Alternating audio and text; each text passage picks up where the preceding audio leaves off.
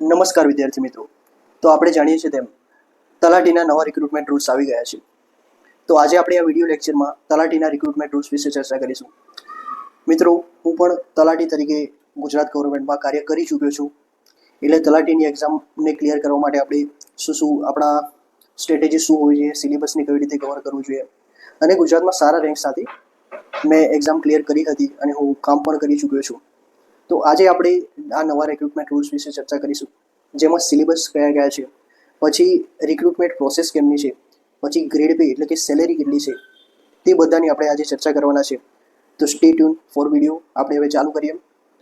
તો આપણે જાણીએ છીએ તેમ હમણાં જ આજે જ નવા રિક્રુટમેન્ટ રૂલ્સ આવે છે, બરાબર છે, જેમાં આપણે ઇમ્પોર્ટન્ટ આસ્પેક્ટ પહેલાં કવર કરીશું. તો મોડ ઓફ એક્ઝામિનેશન એટલે કે એક્ઝામિનેશન કેવી રીતે લેવામાં આવશે. તો રિક્રુટમેન્ટ રૂલ્સ પ્રમાણે એક્ઝામિનેશન 2 સ્ટેજમાં લેવામાં આવશે.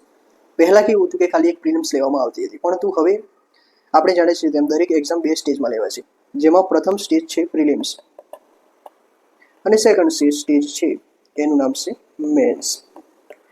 પ્રિલિમ્સમાં MCQ આપણે આવશે, જે 200 માર્ક્સના હશે, અને મેન્સ એક્ઝામ જે છે એની અંદર 350 માર્ક્સનું ક્વેશ્ચન પેપર આવશે, બરાબર છે. હવે પ્રિલિમ્સનો શું સિલેબસ હશે, મેન્સનો શું સિલેબસ હશે, તે આપણે આગળ ડિટેલમાં ચર્ચા કરીશું.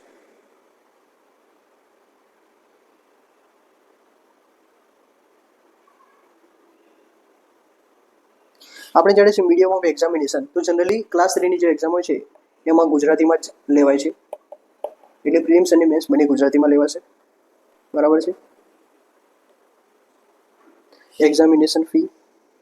એક્ઝામિનેશન ફીમાં આ લોકોએ કશું નક્કી નથી કર્યું, બટ આઈ થિંક મને લાગે છે તેમ કે GPSC પેટર્ન પ્રમાણે આ લોકો કન્સેન્ટ ડિપોઝિટ લેશે. અને જો તમે મેન્સ એક્ઝામની અંદર પ્રિલિમ્સ એક્ઝામની અંદર મિનિમમ 40% માર્ક્સ લાવશો તો તમને જે ફીસ જે છે એ રિફંડેબલ આપવામાં આવશે, અધરવાઇઝ એ લોકો રિફંડ નહીં આપે ફી, બરાબર છે. એજ્યુકેશન ક્વોલિફિકેશનની વાત કરીએ તો આપણે જોઈ શકીએ છીએ જેમ એજ્યુકેશન ક્વોલિફિકેશનમાં મિનિમમ ગ્રેજ્યુએશન કરી નાખ્યું છે, જે ખૂબ સારી વસ્તુ છે, બરાબર છે. ગ્રેજ્યુએશન કરી નાખ્યું છે.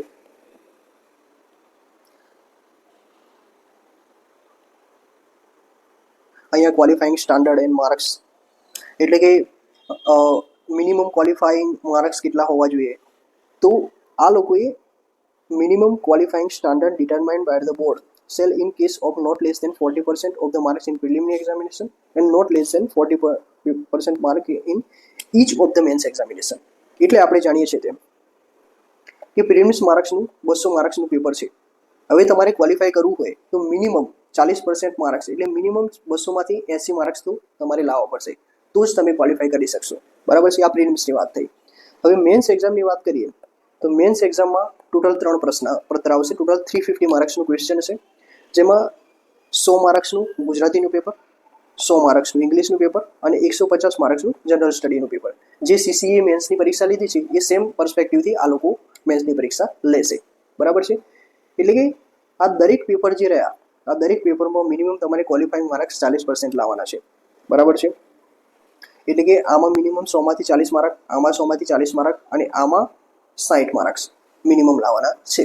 એટલે 100માંથી 40 મિનિમમ ગુજરાતીના પેપરમાં આવવા જોઈએ, 100માંથી 40 મિનિમમ ઇંગ્લિશના પેપરમાં આવવા જોઈએ અને 150માંથી 60 માર્ક્સ મિનિમમ જનરલ સ્ટડીઝના પેપરમાં આવવા જોઈએ.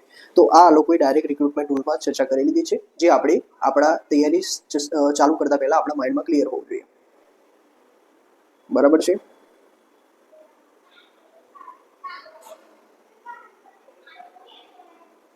હવે ડાયરેક્ટલી આપણે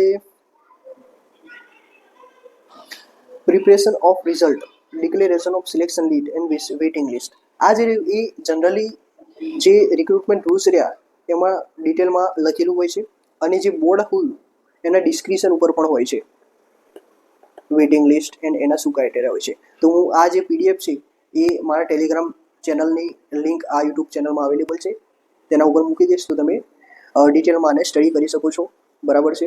આમાં લખ્યું જ હોય છે કે as the board dim fit, એટલે બોર્ડને જેમ લાગે એમ કરી શકે એમ, બરાબર છે. પછી board shall at the time of verification of document ask the qualifying candidate to indicate the order of preferences, એટલે જ્યારે એક્ઝામ ખતમ થઈ જશે અને જ્યારે ડોક્યુમેન્ટ વેરિફિકેશન ચાલુ થશે ત્યારે કયા ડિસ્ટ્રિક્ટમાં તમારે પ્રેફરન્સ રાખવાનું એ બોર્ડમાં જઈને તમારે ઓનલાઈન સ્ક્રીનિંગમાંથી ટ્રાન્સપરન્ટ પ્રોસેસ હોય છે જે તમારે અપિયર કરવાની હશે.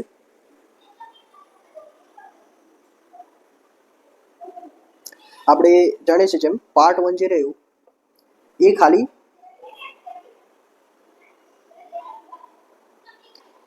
પ્રિલિમ્સ પાર્ટ છે, એટલે એના માર્ક્સ જે રહે ફાઇનલ લિસ્ટમાં નથી ગણાતા. બરાબર છે. એટલે આ આપણે દેશી ભાષામાં વાત કરીએ તો આ કચરું બહાર કાઢવાનું સ્ટેજ કહેવાય. તમારા જે માર્ક્સ રહે એ મેન્સના પ્રમાણે 350 માર્ક્સના જે ટોટલ ક્વોલિફાઈંગ માર્ક્સ છે તેમાંથી તમારું મેરિટ ફાઇનલ જે રહ્યું એ બનશે. બરાબર છે. આ બીજી પ્રોસેસ. હા, પછી તમે બોર્ડમાં જશો એટલે તમને ઓનલાઈન સ્ક્રીનિંગ ઉપર ડિસ્ટ્રિક્ટ અલોટમેન્ટ કરશે આ લોકો કે તમારે કયા ડિસ્ટ્રિક્ટમાં જવું છે. એ તમારા રેન્ક પ્રમાણે તમને આ લોકો બોલાવશે બોર્ડવાળા, જે તે પલેસબી, અને એના પછી તમારી ડિસ્ટ્રિક્ટ અલોટ થશે. બરાબર છે.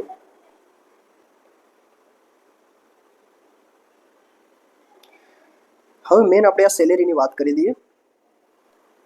સેલેરીમાં મારે આ ઇમ્પોર્ટન્ટ વાત કરવી છે તમને કે ગુજરાત પંચાયત સેવા પસંદગી બોર્ડ જે રહ્યું અને ગુજરાત ગૌણ સેવા પસંદગી મંડળ, આ બંને બોર્ડ જે રહ્યા એ જીપીએસસીની પેટર્ન ઉપર જઈ રહ્યા છે.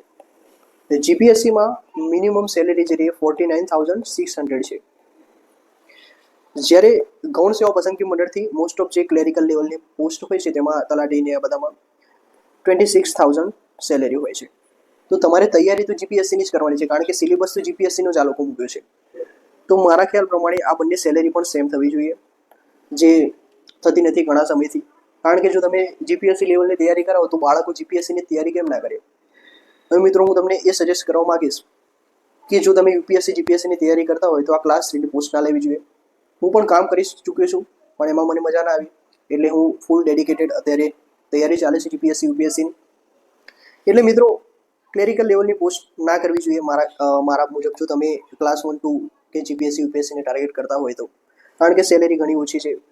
હવે તમે એક ફેમિલી લઈને બેઠા હોય તો 26,000માં ફેમિલીનું પૂરું કરવું એ મુશ્કેલ છે. એટલે તમે જીપીએસસી હોય તો જીપીએસસીના ગોલને સ્ટીક રહો, અધરવાઇઝ તમે યુપીએસસીને પણ ટાર્ગેટ કરી શકો છો. હવે અહીંયા પ્રિલિમ્સનું આ લોકોએ બેઝિક સિલેબસ આપ્યું છે, તે આપણે ચર્ચા કરીશું. Total 200 marks. આગળ આપણે વાત થઈ એમ સિંગલ પેપર હશે, તેના અલગ અલગ ભાગ હશે, જેમાં ગુજરાતી મિત્રો 20 માર્ક્સનું છે. પહેલાં જે હતું તલાટીનું સિલેબસ એમાં પણ 20 માર્ક્સનું ગુજરાતી હતું, પણ એ 100 માર્ક્સનું ક્વેશ્ચન હતું, પેપર હતું, જ્યારે આ 200 માર્ક્સનું થઈ ગયું છે. ઇંગ્લિશ 20 માર્ક્સનું છે. Polity, public administration and economy આ 30 માર્ક્સનું છે.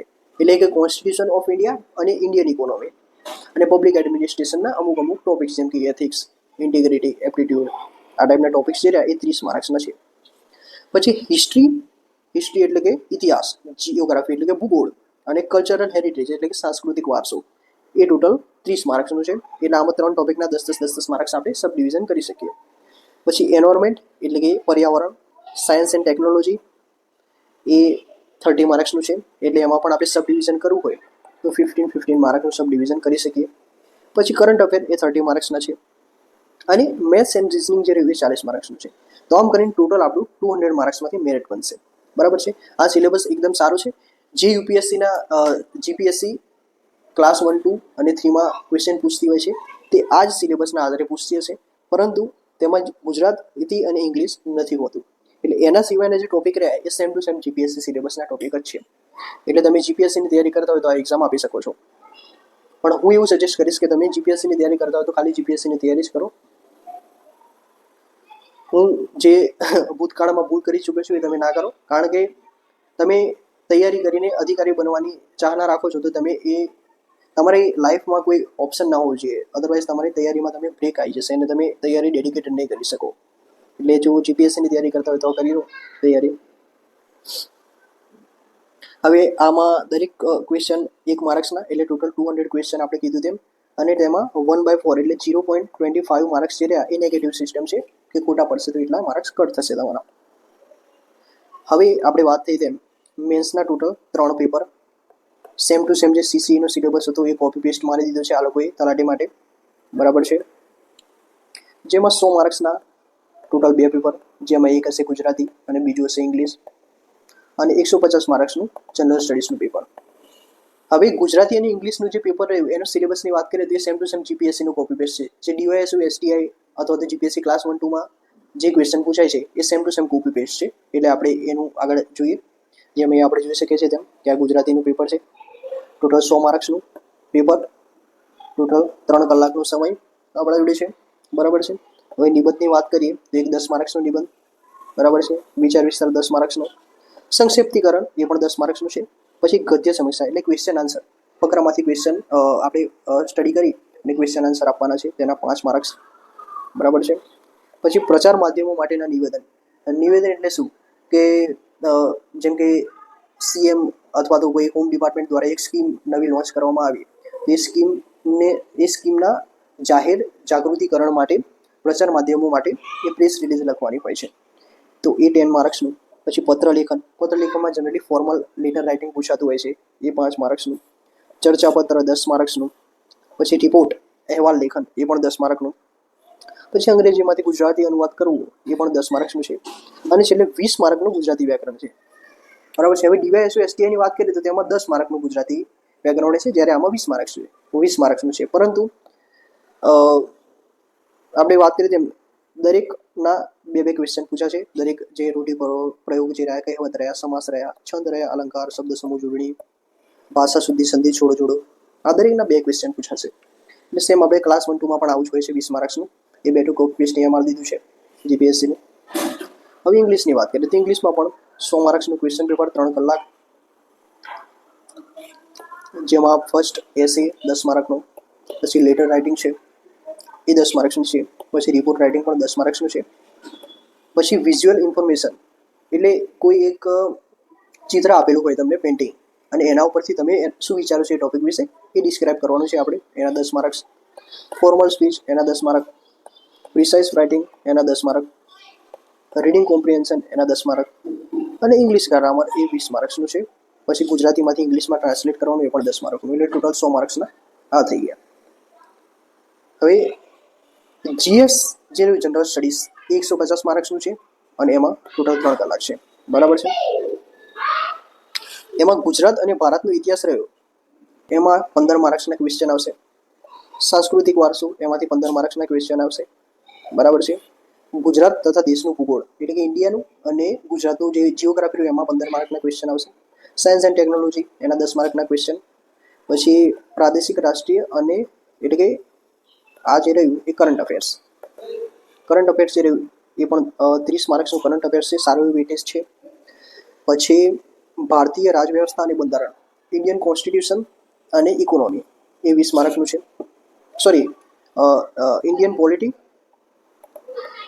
એન્ડ ગવર્નન્સ એટલે કે ભારતીય બંધારણ અને રાજવ્યવસ્થા. બરાબર છે. એ 20 માર્કનું છે. પછી ભારતીય અર્થતંત્ર અને આયોજન એટલે કે ઇન્ડિયન ઇકોનોમી જે રહ્યું એ 15 માર્ક્સનું છે. પછી જાહેર વહીવટ, શાસન અને સરકારશ્રીની વિવિધ યોજના એટલે કે પબ્લિક એડમિનિસ્ટ્રેશન, પછી અને જેટલી બી સ્કીમ રહી ગવર્મેન્ટની એ ટોટલ 20 માર્ક્સની છે. અને જાહેર સેવામાં શિસ્ત અને નીતિમત્તા એટલે કે એથિક્સ, ઇન્ટિગ્રિટી અને એપ્ટિટ્યૂડ, બરાબર, એ 10 માર્ક્સનું છે. આમ ટોટલ 150 માર્ક્સના છે. હવે જો આપણે ક્વેશ્ચન વાઇઝ વાત કરીએ તો 1 માર્ક્સના જે ક્વેશ્ચન રહ્યા એ 10 એટલે કે ટોટલ 10 માર્ક્સના ક્વેશ્ચન. પછી 2 માર્ક્સના જે રહ્યા એ ટોટલ 10 ક્વેશ્ચન હશે એટલે ટોટલ એના 20 માર્ક રહ્યા. 3 માર્કના ટોટલ 30 ક્વેશ્ચન હશે એટલે 90 માર્ક્સના થયા. અને 5 માર્ક્સના ટોટલ 6 ક્વેશ્ચન હશે એટલે 30 માર્ક થયા. તો આમ થઈને ટોટલ જે ક્વેશ્ચન રહ્યા તમારા એ 56 ક્વેશ્ચન થશે. અને ટોટલ જે વેટેજ રહ્યું એ પણ 50 માર્ક્સ. તો આ જે રહ્યું જીએસ જે જનરલ સ્ટડીઝનું છે એની વાત થઈ. તો આ આપણું જે રહ્યું એ સિલેબસ, ફીસ, એક્ઝામ રૂલ્સ કયા હતા એની ચર્ચા કરી આપણે. બરાબર છે. હવે મિત્રો તમે તલાટી તરીકે જોબ કરો તો એમાં જોબ પ્રોફાઇલમાં શું આવે? તો તલાટી કમ મંત્રીમાં તમારે રેવન્યુ ડિપાર્ટમેન્ટની અંદર તમે આવો. અને દરેક તલાટી એ મામલતદાર કક્ષાએ, મામલતદાર ઓફિસ જે હોય છે તેમાં તેમનું પોસ્ટિંગ હોય છે. જેમાં તલાટીનું કાર્ય શું હોય છે? તો તલાટીના ઘણા બધા કાર્યો છે, જેમાં મુખ્યત્વે કાર્યની વાત કરીએ તો દસ્તાવેજ, જમીન દસ્તાવેજ રહ્યા, પછી જમીનની નોંધ પાડવી, પછી ઈ ધરાજી રહ્યા, બરાબર છે. પછી ઘણી આરટીઆઈ શાખા રહ્યા. આમાં રેવન્યુ તલાટીને ડેપ્યુટી મામલતદારની અંડરમાં કામ કરવાનું હોય છે. તો આ બેસિક આપણે તલાટીની જો પ્રોફાઇલ હોય છે એ જોઈ, બરાબર છે. અને આ વિડીયો ઇન્ફોર્મેટિવ રહ્યો છે, હું એવું આશા રાખું છું. હવે મિત્રો, તલાટી તરીકે મેં 1 વર્ષ સુધી કાર્ય કરેલું છે, બરાબર છે. એટલે તલાટી તમારે જોબ પ્રોફાઇલ વાઇઝ જોવા જેવો તો સારી છે જોબ. બટ જો તમે યુપીએસસી જીપીએસસીની તૈયારી કરતા હોય તો હું તમને એ સજેસ્ટ કરીશ કે તમે એ કરો. અને નીચેની જે એક્ઝામ આવે છે એની તૈયારી એ ના આપવી જોઈએ જનરલી મારા ગાઈડન્સ પ્રમાણે. બટ એ ટોટલ તમારા ઉપર છે કે તમારે જો જોબ સિક્યુરિટી જોઈતી હોય તો તમે આ જોબ લઈ શકો છો. અને તમારે કોઈ ઘરે ફાઇનાન્શિયલ ઇસ્યુ હોય તો પણ તમે આ ટાઈપની ક્લાસ 3 જોબ લઈ શકો છો. અને તલાટીના રિલેટેડ શું તૈયારી કરવી અને એની અંદર કઈ કઈ બુક્સ વાંચવી એના વિશે આપણે આગળ બીજા વિડીયોમાં ચર્ચા કરીશું. ત્યાં સુધી આ યુટ્યુબ ચેનલ છે જે મારી, એ તમે સબસ્ક્રાઈબ કરી શકો છો, જેના ઉપર વિવિધ યુપીએસસી જીપીએસસી પરીક્ષાની તૈયારી કઈ રીતે કરવી ગાઈડન્સ હું આપું છું. તો આવતા વિડીયોમાં આવા જ એક નવા ટોપિક સાથે મળીશું. ત્યાં સુધી જય હિન્દ, જય ભારત.